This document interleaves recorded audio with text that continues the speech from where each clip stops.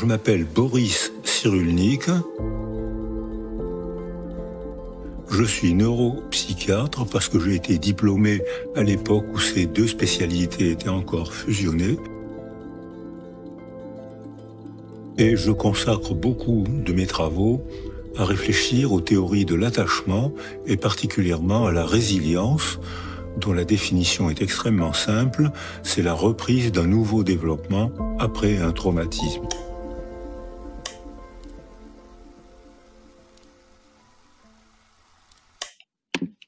Ça y est, nous y sommes. Boris, je vous laisse activer votre micro et votre caméra, s'il vous plaît.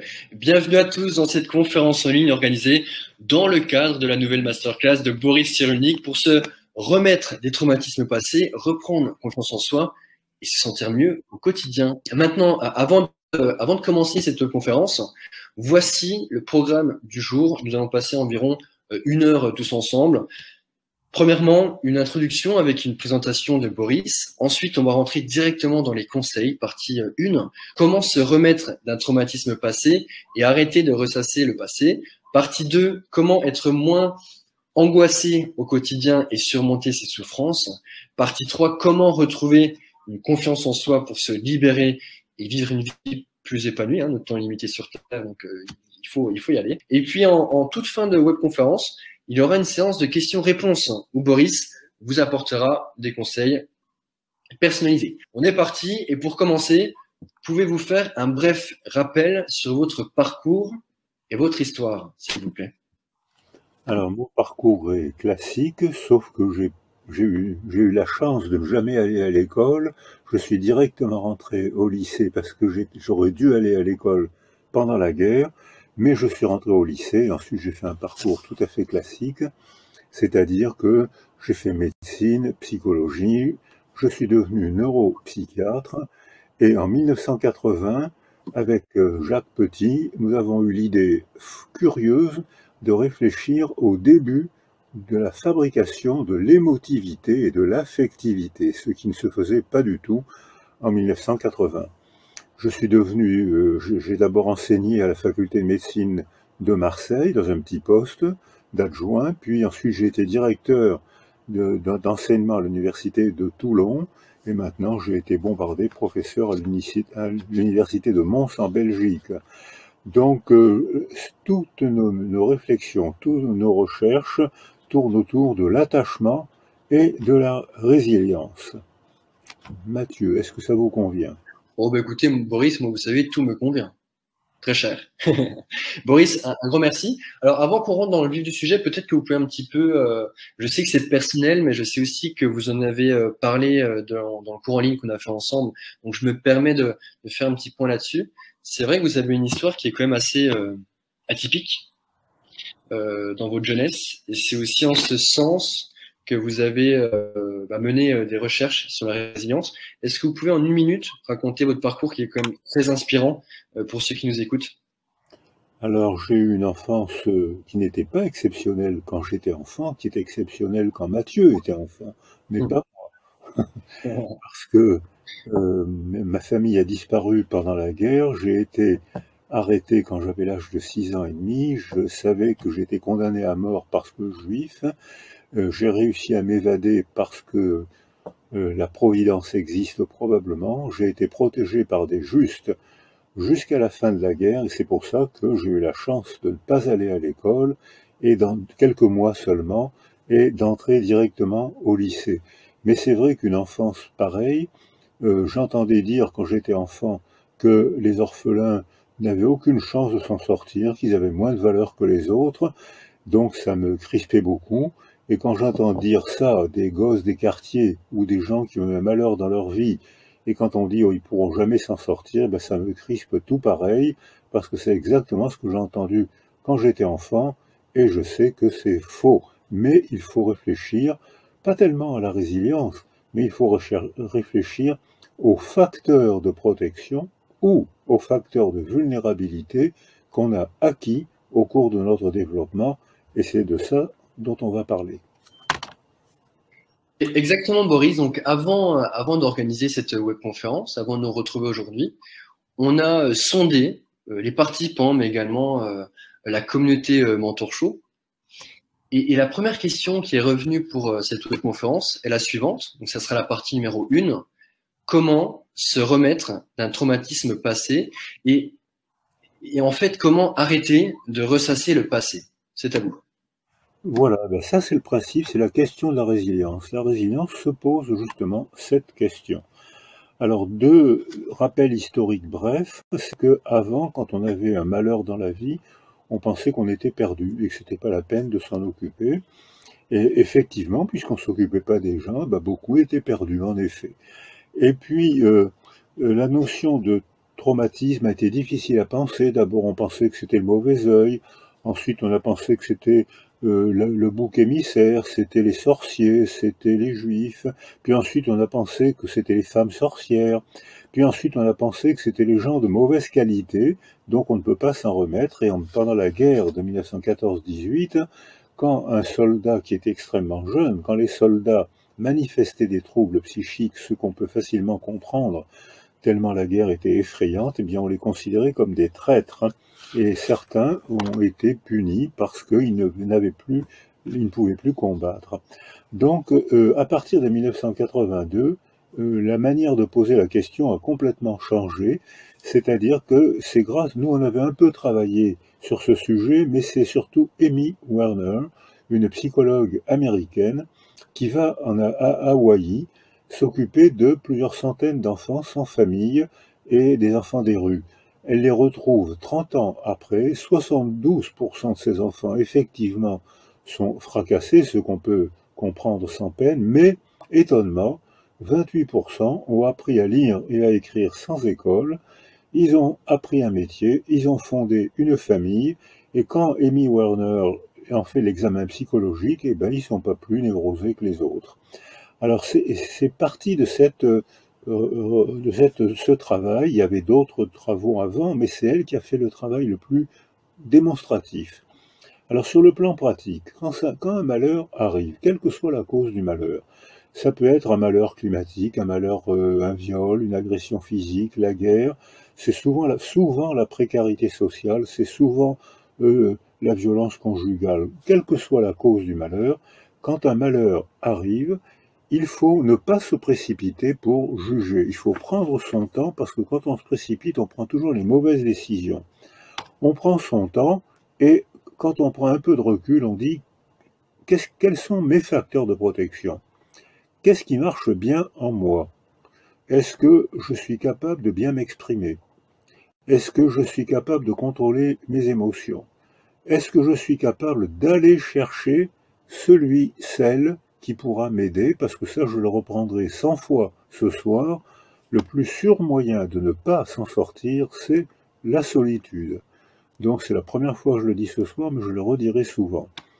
Alors, les facteurs de protection, c'est donc l'aptitude à la parole, l'acquisition d'un diplôme, pas forcément polytechnique, mais un diplôme suffisant pour apprendre un métier et se débrouiller dans la vie. Voilà, ça c'est les facteurs de protection. On en fait le compte et on les évalue. Si ces facteurs de protection sont bien en place, on peut prédire que la résilience sera facile à déclencher. Il suffira d'une rencontre, d'une réflexion et d'une action. Ça aussi, je le redirai plusieurs fois. À l'inverse, certains d'entre nous ont acquis des facteurs de vulnérabilité. Ils ne savent pas parler, ils n'osent pas s'exprimer, ils ont une famille instable, un entourage difficile, ils ont des diplômes qui leur permettent seulement d'avoir des métiers ingrats, difficiles, et surtout, s'ils sont seuls, s'ils se laissent isoler, là on peut dire que la résilience sera difficile. Mais difficile, ça ne veut pas dire impossible, ça veut dire qu'il faudra travailler plus. Et dans ce cas, il faudra chercher, réfléchir à la manière, pourquoi est-ce qu'on a été traumatisé, pourquoi est-ce qu'on est blessé, ce qui blesse l'un ne blesse pas le voisin, et il faudra distinguer entre les traumatismes aigus, la guerre, le viol, le vol, l'agression physique, et les traumatismes insidieux, et ces traumatismes-là sont beaucoup plus difficiles à évaluer parce qu'ils sont insidieux justement. Alors on ne les voit pas venir, c'est les insultes quotidiennes, c'est la rupture régulière d'avec les gens qu'on aime, qui fait l'isolement. Et là, il faudra réfléchir à ces traumatismes insidieux qui fait que on se sent mal sans savoir pourquoi, parce qu'on s'est laissé piéger. On n'a pas cherché à comprendre, et le travail consistera justement à chercher à comprendre ce qui nous a progressivement déchirés. Et là, il y a deux mots clés, soutien et sens. Le soutien, ça peut être quelqu'un avec qui on a le plaisir de parler. Ça peut être le conjoint, ça peut être notre mère. Pour les filles, c'est souvent la meilleure amie. Alors que les garçons, c'est un groupe de copains, ou c'est un professionnel, ou c'est un sportif. C'est quelqu'un qui nous sécurise. C'est pas forcément quelqu'un de glorieux, mais c'est quelqu'un qui nous sécurise. Ça peut être un prêtre si on est croyant, ça peut être un sportif, je reprendrai ça tout à l'heure dans l'importance de l'action, ça peut être un psychothérapeute si vraiment c'est trop difficile. Et le sens, alors ça c'est important, après le soutien, le sens c'est le travail de la parole. On a le droit de se tromper, il faut s'exprimer, on va se tromper, on va raturer, on va recommencer, et c'est ce travail de la parole qui est important. Dès l'instant où on s'adresse à quelqu'un, il faut faire l'effort de parler ou d'écrire, et dans ce cas-là, on fait un travail de sens. Et quand on donne du sens à notre malheur, on est étonné de voir à quel point on le supporte moins douloureusement. Alors c'est possible, c'est difficile, ça devient intéressant parce que quand on découvre qui on est et comment on fonctionne, eh bien, on sait qu'on peut faire quelque chose de notre blessure. Et là, on peut déclencher un processus de résilience. Est-ce que vous êtes d'accord, Mathieu? Pour l'instant, je suis entièrement d'accord. Je fais confiance au guide. Boris, merci beaucoup, mais plutôt que ce soit moi qui soit d'accord avec vos dires, j'aimerais plutôt poser une question à tous ceux qui nous écoutent. Dites-nous dans la zone de chat ce que vous pensez de cette première partie. Et puis Boris, ce que je vous propose, c'est qu'on entame directement la seconde partie. La seconde question qui est beaucoup revenue et qui est en fait une suite logique aussi à cette première partie. Cette question, c'est la suivante. Comment être moins angoissé au quotidien et entre guillemets, comment surmonter ses souffrances au quotidien? Alors, il n'y a pas de biographie sans souffrance. Il n'y a pas de biographie sans angoisse parce que nous, êtres humains, on est ainsi fait que non seulement on vit dans le contexte, on peut se cogner, on peut se blesser, ça tous les enfants connaissent cette expérience de la douleur, mais c'est la douleur, c'est pas la souffrance. La souffrance, c'est surtout nous, êtres humains, parce qu'on se représente, nous, êtres humains, on peut souffrir deux fois. On peut souffrir une première fois du coup qu'on a reçu, on a été frappé, ou on s'est cogné, ou on s'est cassé la jambe, et on peut souffrir une deuxième fois de la représentation du coup qu'on a reçu. Pourquoi il m'a fait ça? Pourquoi je me suis mal défendu? Pourquoi on m'a abandonné? Pourquoi je me suis laissé isoler? Et là, on se remet à souffrir, et là, on se met à ruminer. C'est-à-dire qu'on aggrave la souffrance. On a souffert du coup qu'on a reçu, et si on rumine, on l'entretient, on la révise, on l'inscrit dans notre mémoire, et on est de plus en plus mal, parce que tout ce qu'on perçoit évoque la souffrance, on ne pense qu'à ça. La nuit, ça revient sous forme de cauchemar, et le matin, on se réveille fatigué. C'est pour ça qu'il est tout à fait important d'agir, de faire des actions, de façon à ce que l'action puisse physiquement nous fatiguer, pour que le sommeil soit réparateur, alors que si on ne le fait pas, on va se réveiller fatigué. Alors ce danger invisible, c'est l'angoisse. Or, il se trouve que ça fait partie de notre condition humaine. Quand un bébé arrive au monde, un enfant a toujours des angoisses d'abandon. Mais si dans son enfance il a été sécurisé, ces angoisses d'abandon vont vite s'associer à « d'accord, j'ai peur qu'on m'abandonne, mais je sais qu'on va vite me secourir ». Quelqu'un de familier va vite me secourir. Et dans ce cas-là, on sait à qui il faut s'adresser pour se faire aider. Je le répète, ça peut être un conjoint, ça peut être la mère, ça peut être la meilleure amie, ça peut être un prêtre, un sportif, un guitariste, je reprendrai ça tout à l'heure. Et à ce moment-là, On n'est pas guéri d'un seul coup, c'est pas une phrase magique qui va nous faire aller mieux, mais c'est une phrase qui va tisser le premier nœud du lien de l'attachement, qui fait que régulièrement, chaque jour, on va faire un petit progrès, et chaque jour, on se sentira mieux. Et pour faire un petit progrès, et pour moins ruminer, pour moins entretenir la souffrance et la douleur et la souffrance de la blessure, il faut développer notre empathie, c'est-à-dire s'intéresser à l'autre même si on souffre. Moi, je souffre comme ça, mais vous, comment vous faites pour réagir quand vous souffrez comme ça? Comment vous vous êtes développé? Quels sont vos facteurs de protection? Quels sont vos facteurs de vulnérabilité? Parce que, mais il n'y a pas de surhomme. On a tous acquis plus ou moins de facteurs de protection ou de vulnérabilité. Ce qui compte, c'est d'analyser de façon à pouvoir combattre la vulnérabilité et renforcer la protection. Et le développement de l'empathie, s'intéresser à l'autre malgré nos souffrances, est un excellent protecteur. C'est un excellent facteur de protection. Et alors, je le redis, le sport est un excellent tranquillisant. Plusieurs kilomètres de marche à pied, ça vaut n'importe quel tranquillisant. Quand il faut marcher à pied parce que notre physique sécrète des endorphines naturelles. C'est nos muscles qui les sécrètent et on est étonné après une marche à pied, on prend une douche et on est étonné souvent de se sentir bien. Et si on fait plusieurs kilomètres dans la journée, on dormira mieux et le sommeil sera réparateur. Si vous voulez pas faire de jogging, faites de la marche à pied, mais le jogging, bien sûr, a le même effet.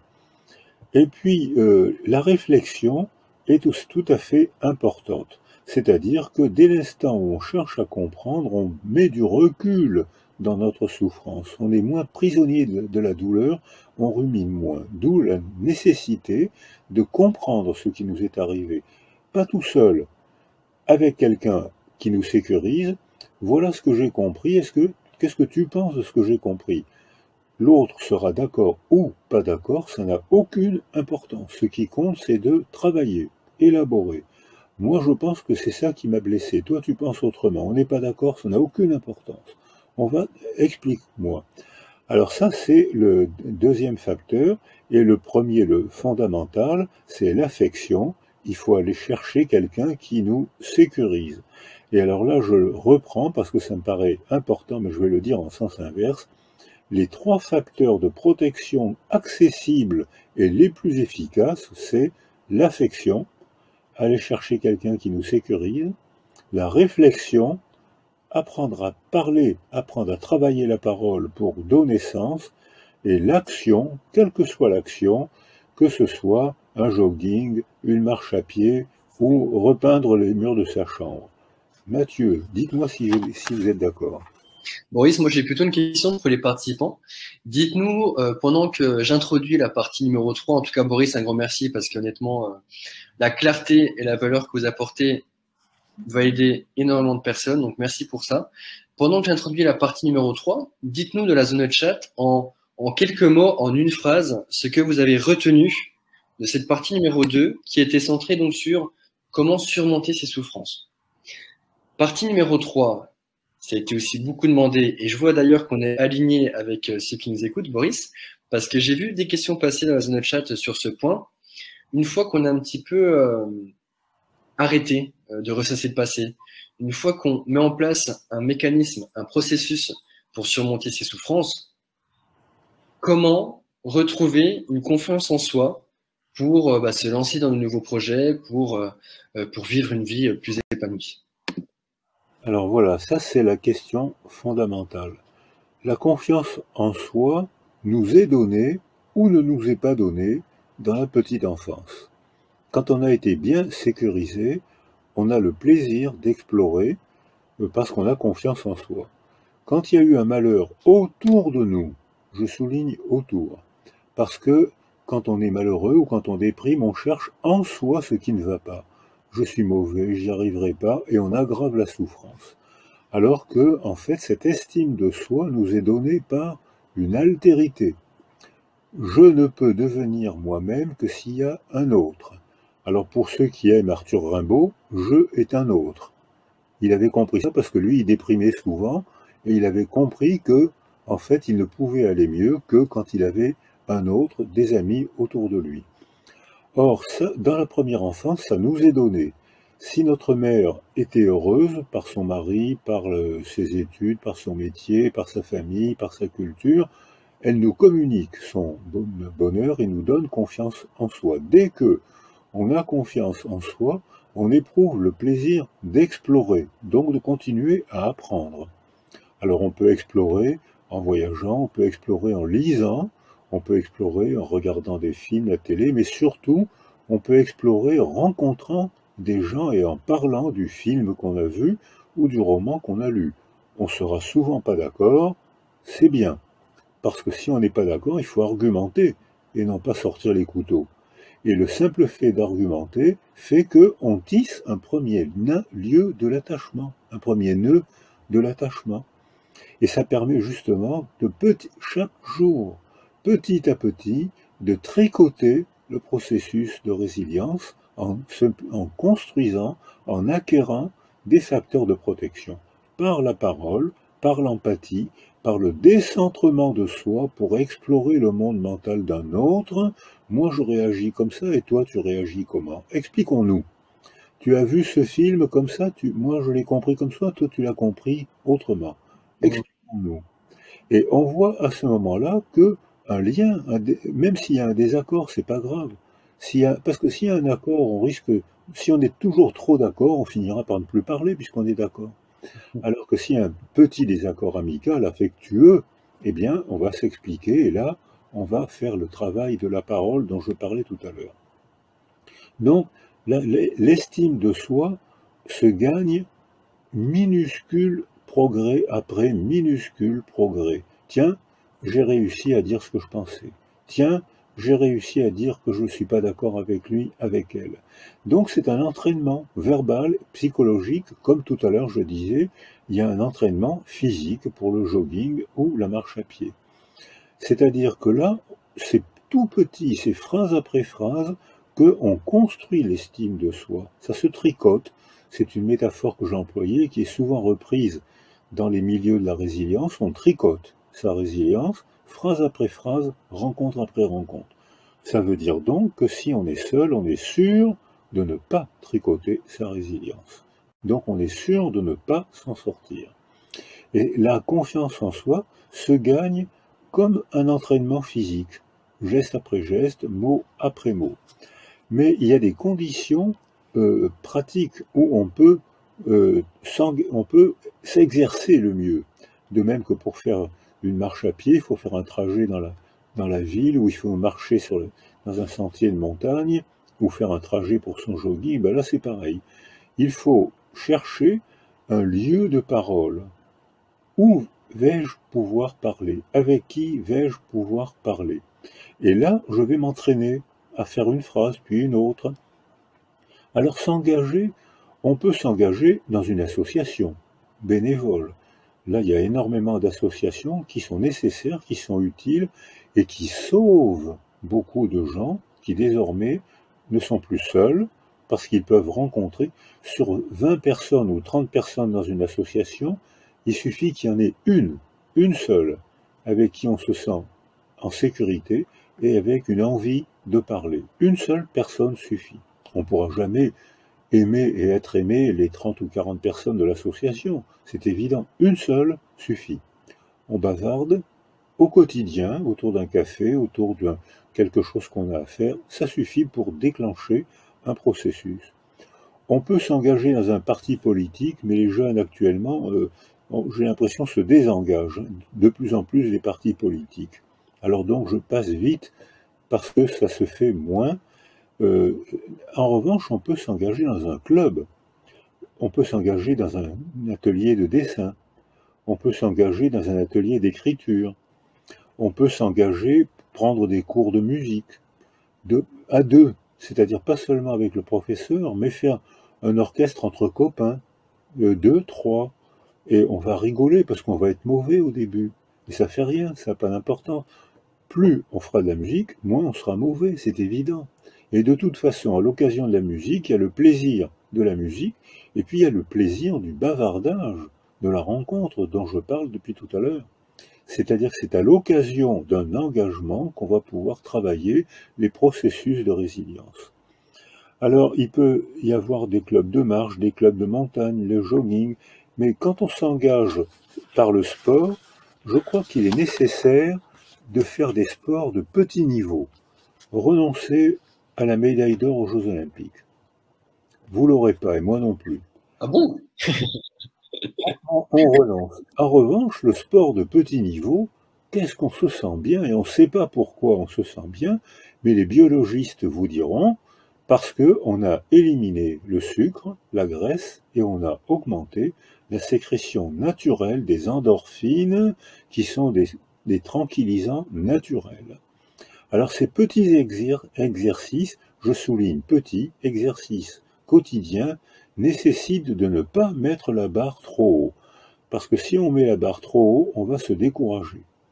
Et si on fait trop d'efforts, on va se flanquer un burn-out, comme on dit maintenant, c'est-à-dire une dépression d'épuisement. Donc, ne pas mettre la barre trop haut, ne pas vouloir acquérir un bon résultat tout de suite, faire un exercice, un sport de petit niveau, faire un engagement verbal amical de petit niveau, dire des bêtises et tenir le journal de ses progrès. Chaque soir, je prends un journal, j'ai réussi à ne pas être d'accord, j'ai réussi à faire rire quelqu'un. L'humour est un précieux facteur de protection.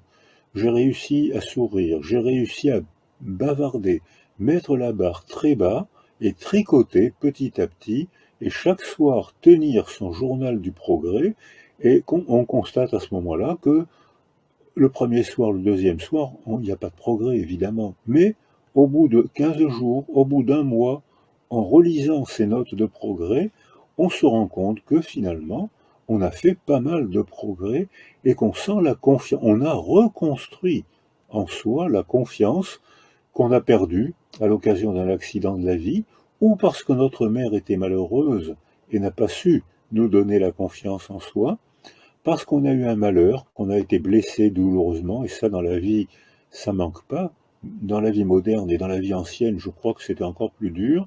Donc, voilà, c'est la condition humaine.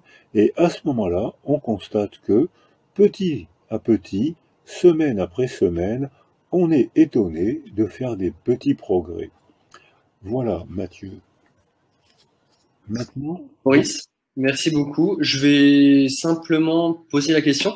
Alors, moi ce que j'ai retenu, et puis pendant ce temps, dites-nous dans la zone de chat, les 2 points que vous avez retenus de cette webconférence, et puis c'est pas terminé évidemment, puisqu'on va prendre un moment en fin de conférence pour répondre à toutes vos questions avec des conseils personnalisés de la part de Boris. Donc on les a mis de côté, on y reviendra dans un instant.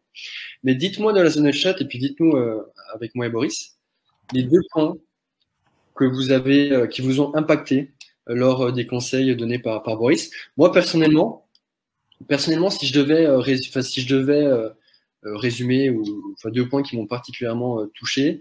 Le premier point, c'est de ne pas rester seul, d'éviter la solitude, qui est assez clé effectivement. Et le second point, ce qui m'a particulièrement, ce que j'ai particulièrement apprécié, c'est un petit peu la stratégie des petits succès. De ne pas se donner une montagne ou des objectifs impossibles à gravir, ne pas viser la médaille d'or tout de suite, mais de faire ce premier pas, de faire cette première action, et surtout de tenir un petit carnet ou quelque chose, que ça soit sur le téléphone ou peu importe, hein, en fonction de la préférence des gens, de tenir un petit carnet sur ses accomplissements. Donc en tout cas voilà, moi ce que j'ai retenu, maintenant à vous de me dire dans la zone de chat ce que vous avez retenu, parce que c'est vrai qu'il y a eu beaucoup de conseils. Ce que je vous propose maintenant, c'est de répondre aux différentes questions de ceux qui nous écoutent. Alors, la première question, Boris, est la suivante. Alors, je reprends juste tout ça. Donc, Boris, je n'ai pas confiance en moi ni en mon avenir et ça m'empêche d'agir. Comment faire? alors voilà, ça c'est il y a plusieurs leçons qui sont consacrées à ce problème.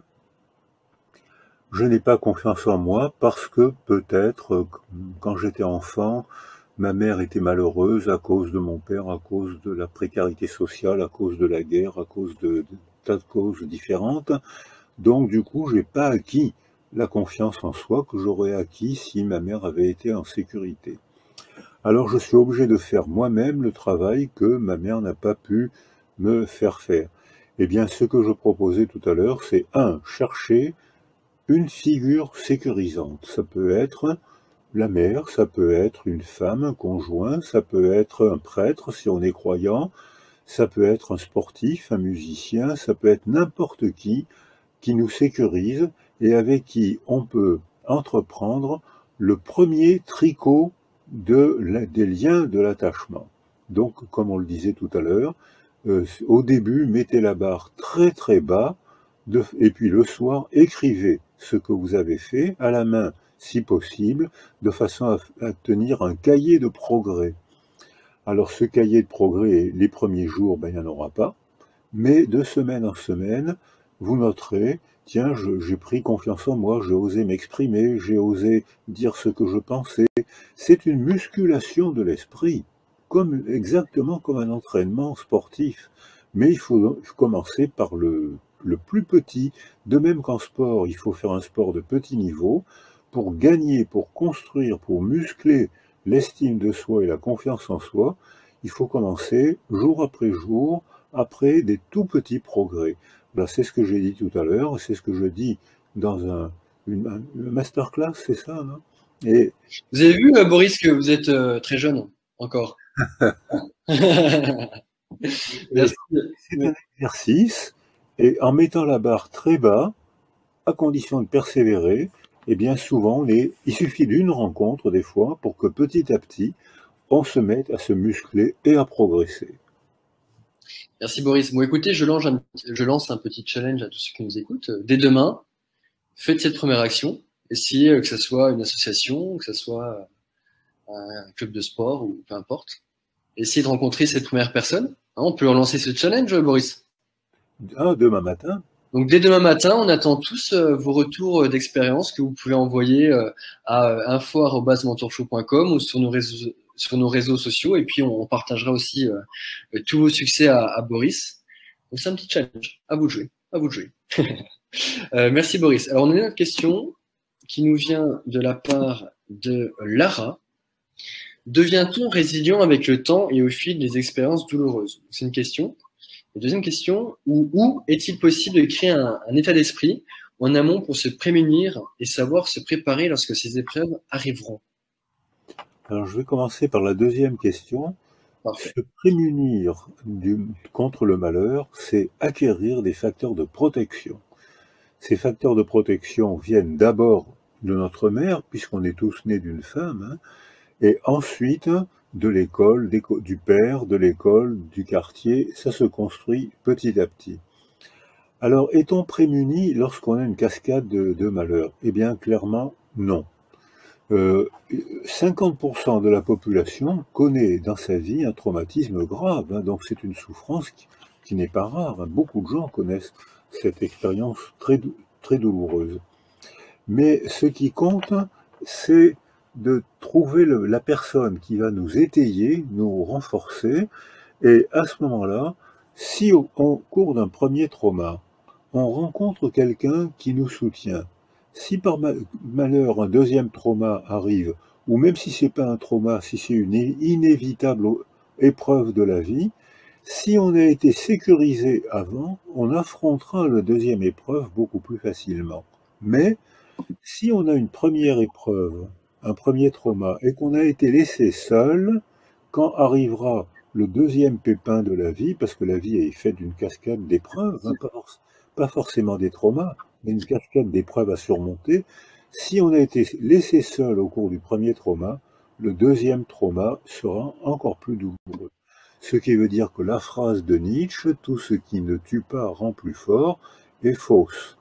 Il faut dire, si on a été bien soutenu au cours de la première épreuve, on surmontera mieux les épreuves suivantes.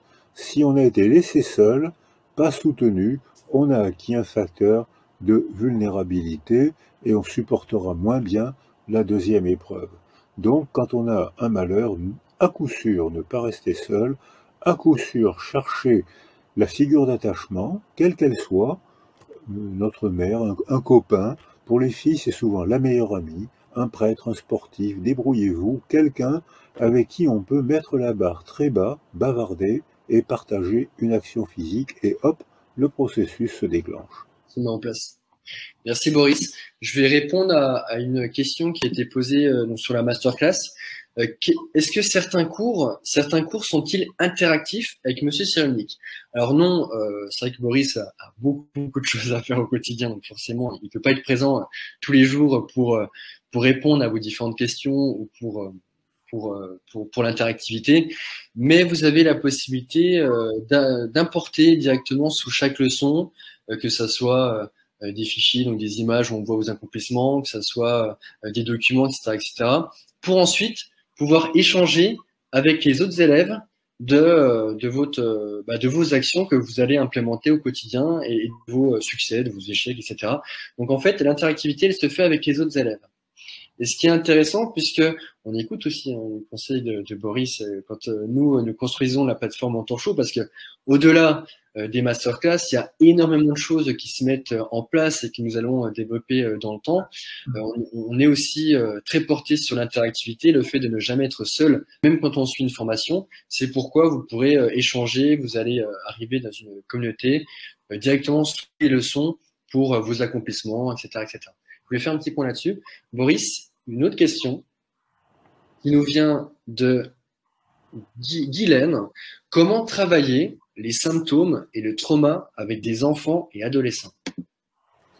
Alors voilà, ça c'est une question importante, parce que chaque travail est différent selon le stade du développement de la personne blessée.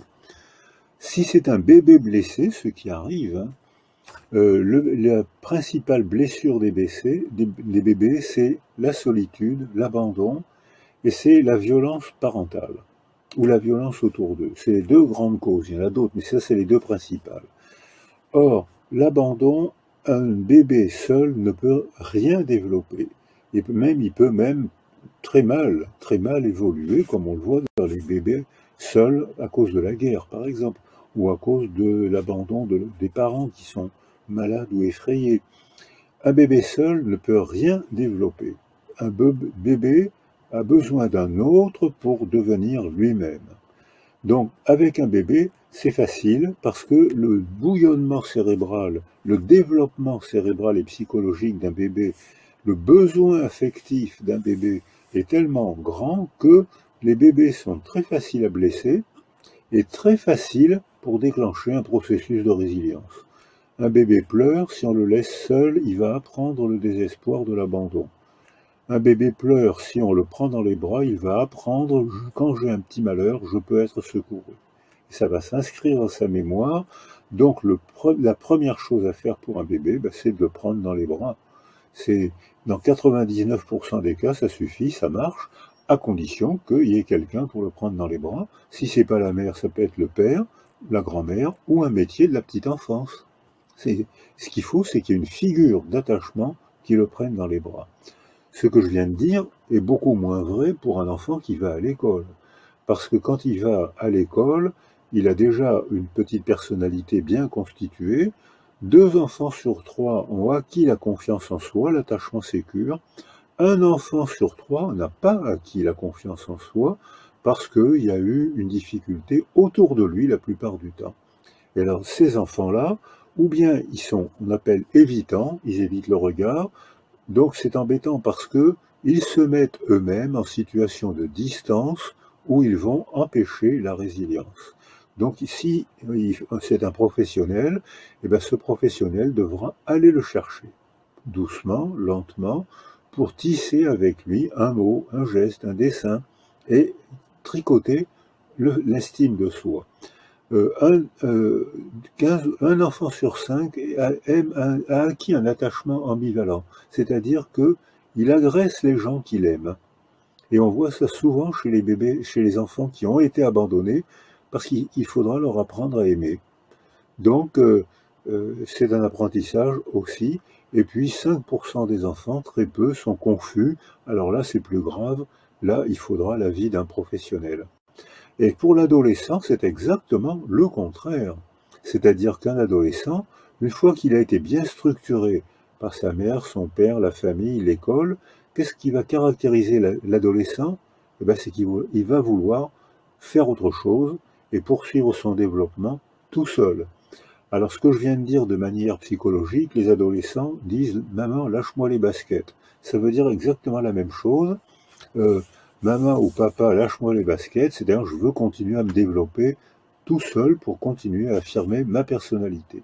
Et alors là, le rôle des parents est assez critique, c'est-à-dire qu'il faut pas abandonner l'adolescent, parce qu'il faut qu'il apprenne à se socialiser, et il ne faut pas non plus l'étouffer de conseils, parce qu'il va envoyer promener les parents, puisqu'il veut apprendre à faire tout seul. Et là, il faudrait trouver une structure intermédiaire entre la famille et la société, le scoutisme, le sport, la musique, la peinture, ou que l'adolescent fera sans les parents, même si de temps en temps il rend compte à ses parents, ou si les parents sont émerveillés de voir les premières notes de musique de son cher petit. Donc ça veut dire qu'à chaque étape de développement, les facteurs qui imprègnent les facteurs de protection chez un enfant sont différents.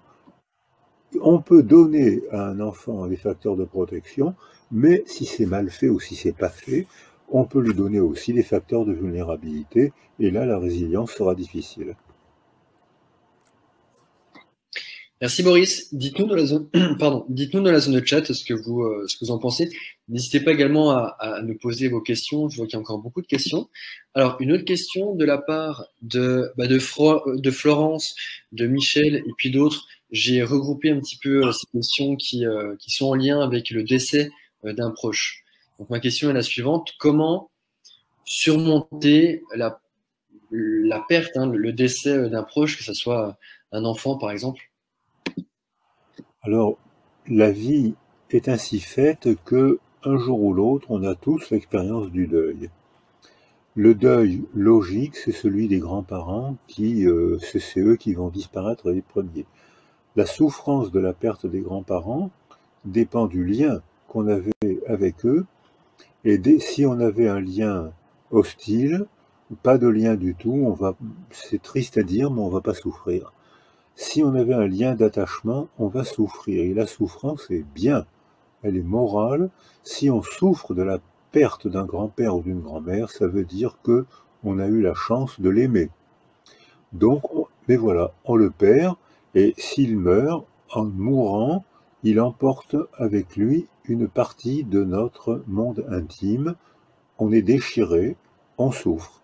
Et si on souffre, c'est inévitable et c'est bien. Et dans ce cas, il faut faire le rituel du deuil qui peut illustrer ce que j'ai proposé tout à l'heure, c'est-à-dire qu'il faut qu'il y ait des amis qui accompagnent le défunt, où la famille endeuillée se sent soutenue, où on parle du défunt pour le faire vivre encore un peu, on raconte son histoire, on raconte ce qu'il a fait de bien dans la vie, et on le fait vivre encore un peu, et on retrouve en même temps, au moment du rituel du deuil, on retrouve le plaisir de revoir la cousine Berthe ou les enfants de la cousine Gertrude. Donc, il n'y a pas une seule culture sans rituel du deuil. Alors, le deuil d'un père ou d'une mère, ça dépend de l'âge de l'enfant. Perdre sa mère quand on est enfant, c'est risquer sa propre vie.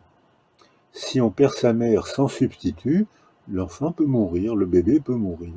C'est pour ça qu'il faut s'empresser quand il y a la mort d'une mère, vite de trouver un substitut. Notre société le fait mieux, elle ne le faisait pas avant, puisqu'on considérait pendant des siècles, on a considéré que les orphelins avaient moins de valeur que ceux qui avaient des parents, et on abandonnait les orphelins, et ça donnait des enfants qui terminaient souvent au bagne. On disait c'est la graine de potence, parce qu'on les avait abandonnés. Or maintenant, on le fait presque plus, sauf accident. Et dans ce cas, ça veut dire aussi que si un enfant perd sa mère, il faut vite trouver un substitut affectif. S'il perd son père, il faut trouver encore plus vite un substitut affectif, parce que quand un enfant perd son père, la mère est altérée. Et la niche sensorielle qui entoure un enfant est altérée et l'enfant n'est plus sécurisé. Donc il faut vite trouver des substituts. Alors en plus, alors maintenant il y a le deuil terrible, c'est celui des parents qui perdent un enfant. Alors ça c'est la grande souffrance. Là je pense que la résilience elle est, j'ose pas dire à peine possible. Les gens vont moins souffrir, mais ils vont pas tout régler parce qu'on peut pas leur rendre l'enfant. Et ils vont moins souffrir. Et je pense que ce qui protège le mieux les parents qui perdent un enfant, ce sont les clubs de gens endeuillés, comme Goéland, comme Jonathan, comme il y a plusieurs clubs. Et là, les gens se comprennent entre eux, parce que personne ne peut comprendre la douleur d'un parent qui a perdu son enfant. Alors qu'entre eux, ils pleurent moins, entre eux, ils s'expliquent, et là, ils souffrent moins. Donc c'est un début de processus de résilience, mais ça sera jamais une résilience complète et on peut comprendre pourquoi. Merci beaucoup, Boris. J'aimerais faire un petit point avant qu'on rentre sur les questions. Juste un petit rappel pour ceux qui ont trouvé intéressant cette conférence. D'ailleurs, je vois qu'on a eu énormément de retours. Faites-le nous savoir également ce que vous avez pensé de cette conférence. Juste un petit rappel pour ceux qui veulent aller plus loin. Boris, notre offre spéciale webinaire de moins 50% est valable aujourd'hui et elle est accessible via le lien mtor.sh/Boris. J'ai vu également une question passer sur la différence avec du contenu gratuit en ligne, comme des vidéos YouTube, comme des articles de blog, etc., etc. En fait, la réponse, elle est très simple, hein. C'est comme un livre qui peut être payant. Il y a beaucoup de travail. Ça représente quand même des mois de travail sur la construction de ce cours, à la fois notre équipe Mentor Show, aussi lors du tournage avec plus d'une trentaine de personnes, mais à la fois du côté de Boris qui a dû condenser son savoir avec des applications pratiques, avec des exercices concrets. Donc c'est pour ça qu'on espère sincèrement que ça vous plaira. Boris, j'ai également une autre question de la part de Corinne. Que veut signifier une personne qui dit pas d'attachement dans une relation adulte? Pas d'attachement. J'ai pas très bien compris, mais en tout cas la question c'est que veut signifier une personne qui dit pas d'attachement, donc entre guillemets, dans une relation adulte? Alors, si j'ai bien compris la question, Ouais. les enfants ont besoin d'un attachement intense. Il faut leur parler, les serrer. Les bébés, on les prend dans les bras, on les serre contre soi, ils se blottissent, ils serrent souvent eux-mêmes intensément. Quand on vieillit, on acquiert un attachement adulte, c'est-à-dire je m'attache à ma femme, à mes copains, à mes enfants, mais je leur laisse leur liberté et mon attachement, je ne me laisse pas dépersonnaliser. C'est-à-dire qu'il y a une transaction à faire entre la personne qu'on aime et la personne aimée. J'ai envie, c'est l'empathie. J'ai envie de me décentrer de moi pour comprendre ton monde mental, mais je ne le ferai pas jusqu'à la dépersonnalisation. Si je suis beaucoup de mères, par exemple, se laissent dépersonnaliser par leur enfant. Elles en font trop, elles ne se protègent pas assez, et ça mène à la dépression maternelle qui actuellement est en augmentation. Les dépressions périnatales augmentent beaucoup parce que les femmes sont seules et qu'elles veulent trop bien faire. Alors je leur conseille pas de mal faire, hein. Soit quelqu'un de ma famille, soit un ami, une amie, soit une professionnelle s'il le faut, et il faudra que la professionnelle devienne figure d'attachement, c'est-à-dire régulière pour que l'enfant puisse apprendre à aimer, comme on l'a dit tout à l'heure, tisser un lien d'attachement avec cette professionnelle pour qu'elle puisse prendre un effet d'attachement sécurisant.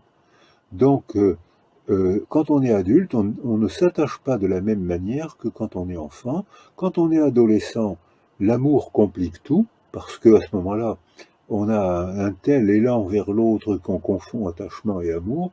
L'amour donne un tel élan vers l'autre que ça tisse les premiers liens de l'attachement souvent. Mais c'est plus la même manière d'aimer. Mais on est attaché, c'est-à-dire c'est intense, c'est insidieux, on se rend moins compte. L'amour, c'est hyper conscient. On ne peut pas ne pas se rendre compte qu'on est amoureux. Alors que l'attachement, c'est insidieux, on ne se rend pas très bien compte. Et on passe de l'un à l'autre. Et puis enfin, les personnes âgées, l'attachement se fait par un coup de téléphone, une visite, un petit signe de temps en temps. Et généralement, ça leur suffit. Mais c'est vital. S'ils n'ont pas ce petit signe de temps en temps, ils ont ce qu'on appelle le syndrome de glissement, c'est-à-dire qu'ils se laissent partir dans la mort, alors que un coup de téléphone, une visite, un petit signe de temps en temps, ça leur suffit parce qu'ils y repensent ensuite. Merci Boris. Alors, on a également une question de... Alors, on a beaucoup de questions, donc le temps que je reprenne un petit peu tout ça. Émilie, comment faire face à des crises d'angoisse qui surgissent sans raison apparente? Alors, les crises d'angoisse surgissent sans raison apparente. C'est exactement ça. Sinon, s'il y a une raison apparente, c'est la peur. J'ai peur d'un chien, j'ai peur de la foule, c'est la phobie de la foule. Alors ça, c'est la raison apparente. Et sans raison apparente, c'est tout d'un coup, on a une sensation de striction dans la gorge ou dans l'estomac, on se sent très mal, c'est une grande souffrance, et on ne sait pas pourquoi, on ne sait pas d'où ça vient. Or, ces angoisses-là, qui caractérisent la condition humaine, aucun être humain ne peut y échapper. Mais certains êtres humains ont mis en place des mécanismes de défense. Quand ils sentent venir l'angoisse, très vite, ils prennent le coup de téléphone, ils vont faire un jogging. Certains, des femmes et les hommes s'y mettent maintenant. Dès qu'ils ont un début d'angoisse, ils font des bons petits plats. Parce que faire un bon petit plat, c'est pour inviter un copain, une copine. Donc, ça permet d'imaginer, de mettre à la place de l'angoisse. L'angoisse, c'est l'angoisse du vide, l'angoisse de la mort imminente. Boris, je vous ai pas dit, mais je suis en pleine crise d'angoisse. Il cache bien son jeu, hein. Mais il a plein de crises d'angoisse, mais il se guérit parce qu'il sourit et parce qu'il interagit. Donc il a trouvé lui-même la recette pour calmer sa crise d'angoisse. À part ça, il y a des paniques anxieuses qui sont extrêmement douloureuses. Et là, on ne sourit pas parce que ça, c'est une grande souffrance. Mais on peut la prévenir en développant l'attachement, en développant tout ce que j'ai proposé jusqu'à maintenant et dans les masterclass, c'est-à-dire qu'on peut prévenir ça en augmentant les facteurs de protection, on peut s'entraîner à être de moins en moins anxieux, mais aucun être humain n'échappe à l'angoisse. L'angoisse, je le redis, c'est pas la peur, on ne sait pas d'où ça vient. C'est un danger imminent, un trou, la mort, un danger, on ne sait pas d'où ça vient et pourtant on est très mal. Donc il faut prévenir la crise d'angoisse par des actions, par des engagements, enfin tout ce qu'on a travaillé ce soir. Boris, on a une question de Roseline. Comment aller vers la résilience si l'on est dans les addictions? Alors je ne sais pas exactement quelle addiction, mais ça peut être, je pense, la cigarette, l'alcool, la drogue, etc., etc. Alors voilà, exactement, ça dépend de l'addiction, ça dépend du développement de celui ou celle qui est addict, et ça dépend de son entourage. Donc il y a plusieurs facteurs à analyser. Alors la résilience dans l'addiction c'est pas un trauma, c'est une déchirure, c'est une intoxication. Et la résilience est possible. Alors dans ce cas, je parle plutôt de guérison, de libération. Je parle plutôt de libération que de résilience. La définition de la résilience, c'est la reprise d'un nouveau développement après un trauma. Alors, il peut y avoir une addiction après un trauma. Je pense par exemple à un de mes amis qui a eu une vilaine fracture du pied et qui est devenu addict à des substances antalgiques. Alors, il faut se méfier parce que les substances antalgiques aux États-Unis sont un véritable problème de société. Il vaut mieux s'entraîner à faire du sport, à méditer, à se soigner avant. Quand le pépin arrive, on essaye de pas trop prendre de médicaments. Et puis il y a des addictions qui sont proposées parce que les gens sont malheureux. Et au lieu d'affronter leur malheur comme on le propose dans la résilience, affronter le malheur jamais seul, avec quelqu'un petit à petit, je fais exprès de le répéter, à ce moment-là, on évite l'addiction. L'addiction, c'est des gens malheureux ou anxieux qui croient trouver la solution dans une formule chimique, que ce soit le vin, que ce soit même le cannabis, que ce soit la drogue dure, et dans ce cas, ils se font accrocher. Et il y a certaines drogues dures qui accrochent dès la première prise. Ou alors parfois, le cannabis accroche moins, mais les gens qui sont accrochés au cannabis, c'est probablement parce que leur mère a fumé quand elle était enceinte, donc ça a rendu une sensibilité neurologique et ils peuvent être accrochés par le cannabis alors que le voisin, le copain d'à côté, il peut fumer beaucoup de cannabis sans être accroché. Donc il y a une grande injustice biologique, mais voilà, la condition humaine c'est comme ça. Donc pour l'addiction, je ne parle pas de résilience, je parle de libération. Qu'est-ce qu'il faut faire pour se libérer? Parce que c'est une prison, c'est même une prison intense. Comment faut-il faire pour se libérer? Alors il faut rencontrer quelqu'un, essayer de réfléchir si on peut changer de milieu pour remplir. Alors si c'est l'addiction à l'alcool, par exemple, les alcooliques, très souvent, ont une impression de vide interne qu'ils remplissent avec de l'alcool. D'ailleurs, la métaphore du langage quotidien dit bien « je suis bourré » ou « je me bourre ». Il est bourré, c'est bien dit. J'étais vide, j'étais pas bien, je me sens mieux. Mais je me sens mieux, mais les effets secondaires seront très toxiques. Donc je me sens mieux, en effet, mais à un prix très cher payé. Donc je crois que pour répondre à la question, je pense qu'il s'agit d'un processus de libération. On se libère avec quelqu'un, on se libère avec une entreprise, un accompagnement. Je crois que c'est un peu différent de la résilience. Merci beaucoup, Boris. Alors, on a également une question. Donc, on va rester, si ça vous va, Boris, encore quelques minutes parce que je vois vraiment qu'il y a beaucoup de questions. Donc, j'aimerais qu'on réponde à un maximum de questions, s'il n'y a pas de souci de votre côté. Restons deux ensemble. Merci, Boris. Alors, Aline, comment peut-on transmettre verbalement les... Ah, c'est intéressant. Aline, enfin, toutes les questions sont intéressantes, mais là, je la trouve particulièrement intéressante. Aline donc, nous dit, comment peut-on transmettre verbalement les éléments de son traumatisme à ses enfants pour qu'ils comprennent nos souffrances pour qu'ils comprennent nos souffrances? Alors, c'est en effet une question passionnante, parce que quand on est traumatisé, on a du mal à parler, quel que soit le traumatisme, que ce soit un viol, que ce soit la guerre, que ce soit la ruine, que l'immigration, souvent un traumatisme. Hein. Donc, quel que soit le traumatisme, les gens, les parents traumatisés ont beaucoup de mal à en parler. Et ça pose des problèmes, ça induit des problèmes relationnels.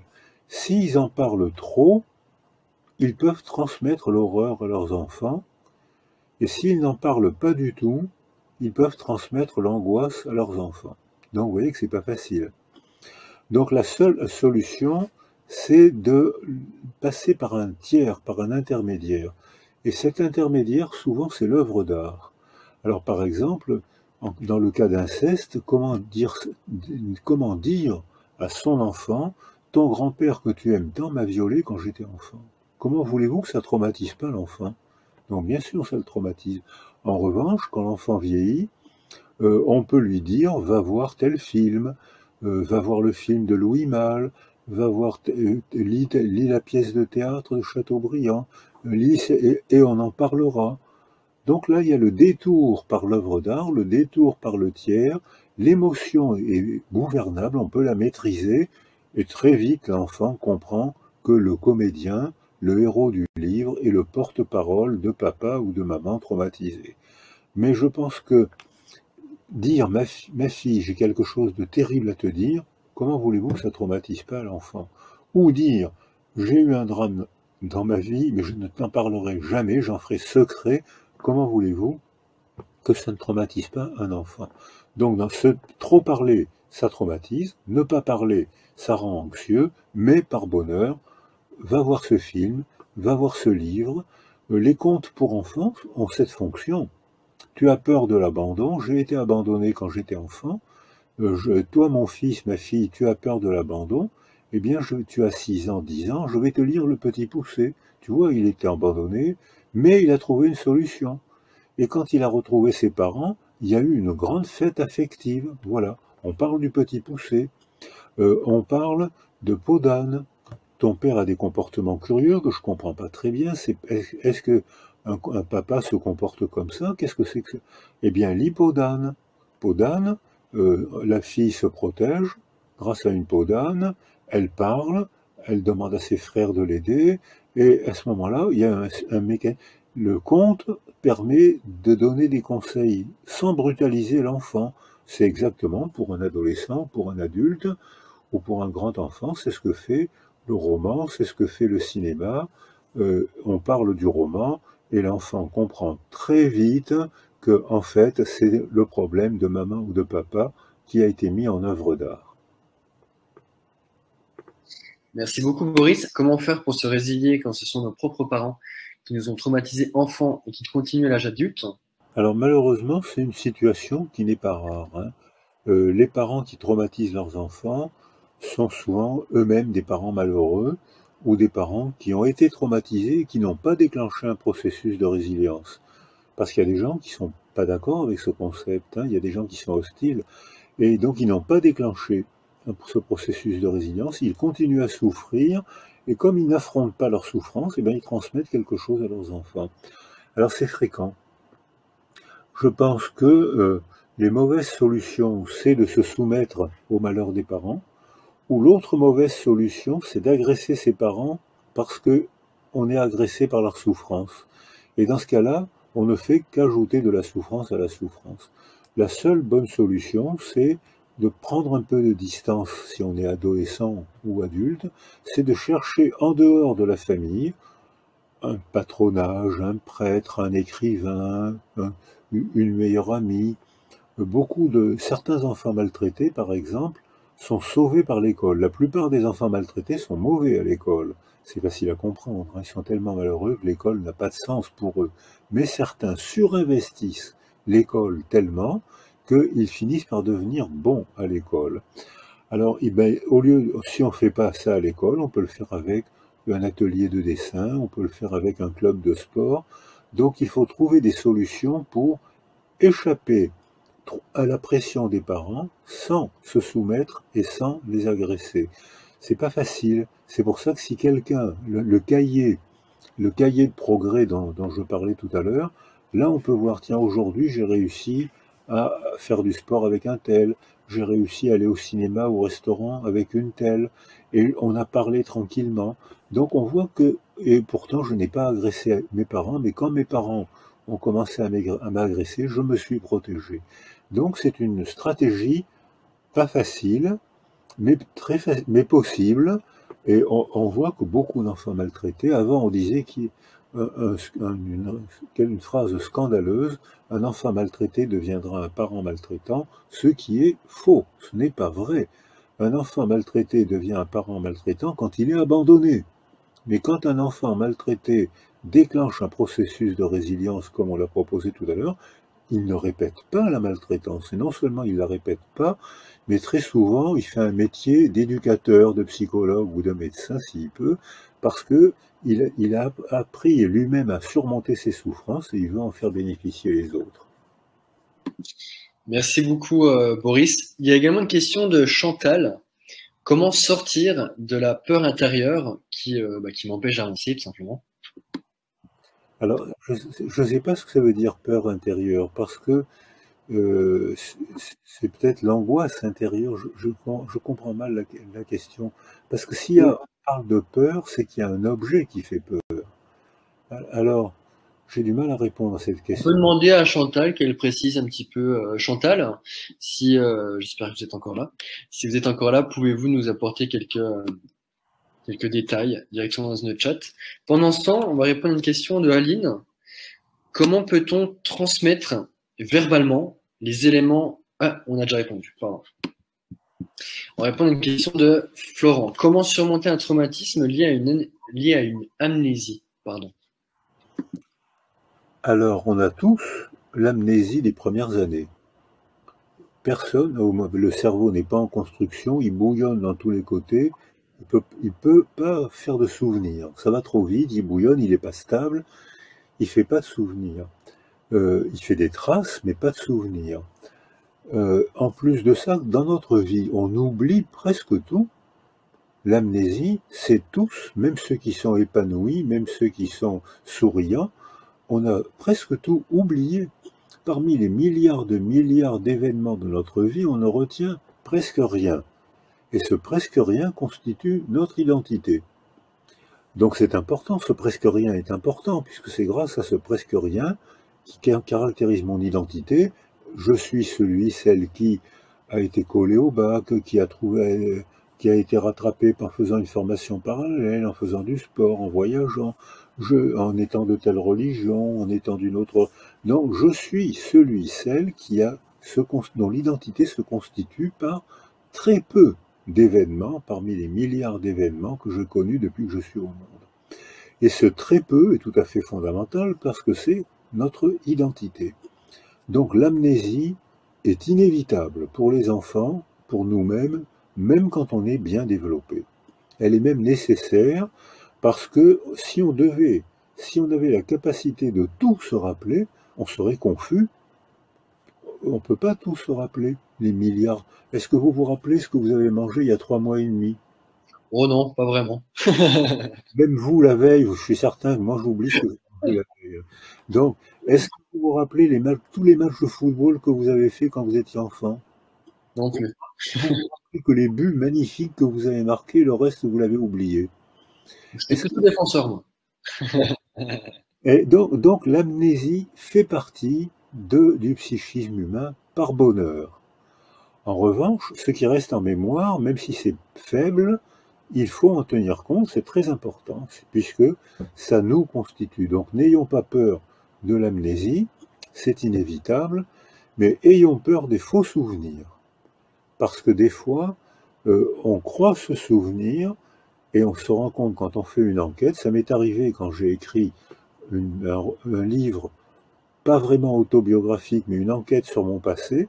Eh bien, je me suis rendu compte, quand j'ai fait l'enquête, je me suis rendu compte que ce qui était dans ma mémoire était différent de ce qui était dans le réel.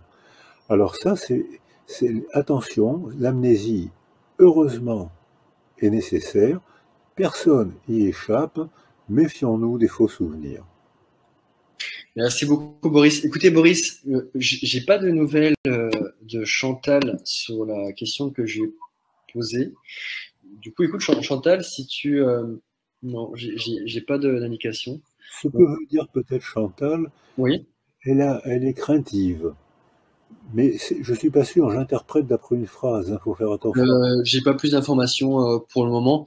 Écoutez, Boris, ce que je vous propose, continuez de nous poser des questions si vous le souhaitez. Nous, de toute façon, on les mettra de côté et puis on les reprendra lors d'un prochain, d'une prochaine conférence. Boris, je voulais simplement vous remercier d'avoir participé à cette webconférence. Pour conclure, un mot, un message qui vient du cœur sur le travail que nous avons mené ensemble. Alors j'ai eu une très bonne impression de cette heure et demie qu'on a passé ensemble et pourtant je n'ai pas vu les visages des gens qui ont posé des questions. Et c'est très important de voir le visage de l'autre parce qu'on comprend mieux, mais voilà, on s'adapte. En revanche, les questions étaient pertinentes, c'est les questions que se posent tous les êtres humains, même ceux qui vont bien, hein. De toute façon, il y a toujours des moments dans la vie où on a des épreuves à affronter, hein. Merci Boris. Boris, je vais quand même vous énoncer quelques témoignages. Diana, merci beaucoup. Stéphanie, alors JN, merci Monsieur Cyrulnik pour cette conférence de ce soir et surtout pour tout ce que vous avez apporté à travers vos écrits. Christine, passionnant, cela m'a confirmé ce que je soupçonnais déjà, beaucoup de pistes. Elisabeth, conférence très intéressante, merci beaucoup. Et puis, bon, je ne vais pas lister tous les retours d'expérience, tous les témoignages. Boris, un grand merci d'avoir participé à cette conférence et puis on vous dit à très vite. C'est moi qui vous remercie tous les milliers de gens qui ont bien voulu bavarder avec moi, je les remercie.